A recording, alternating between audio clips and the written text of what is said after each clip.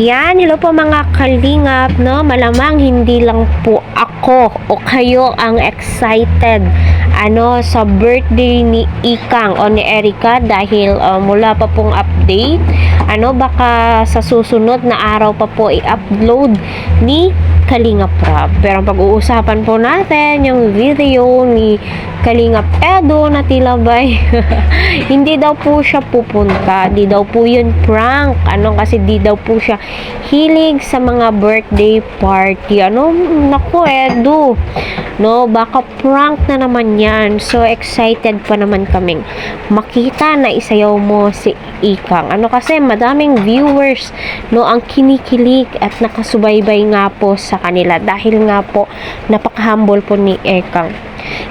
Tapos kung bibigyan mo si Ekang ng mga regalo, appreciate niya po ito.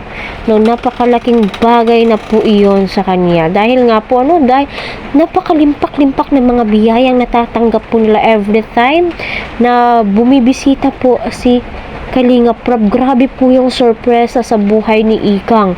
Lalong-lalo na po itong birthday po yan, di niya siguro expected na napakabongga. Dahil po yan, sa Team Kalingap, sa buong Team Kalingap headed by Kalingap Rob, Kuya Val, at saka sa mga butihing sponsor na napaka-big time po ng sponsor ni Erica, hindi po basta-basta. Hindi ako kasali. Ano ang gift ko? Secret po. Bibigay ko na lang po pagkatapos, next day. Yan, nakaka-exciting nga po dahil nga sinabi nga ni Kuya Eds, ni Kalingap Edo na sekreto po yung regalo niya kay Eka. So appreciate naman po namin yun, Edo. Maliit man o malaki, basta galing sa puso at nagkakaintindihan kayong dalawa.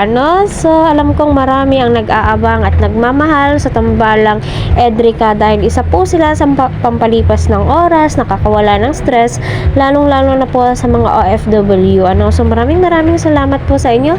Naway nasa mabuti po kayong kalagayan.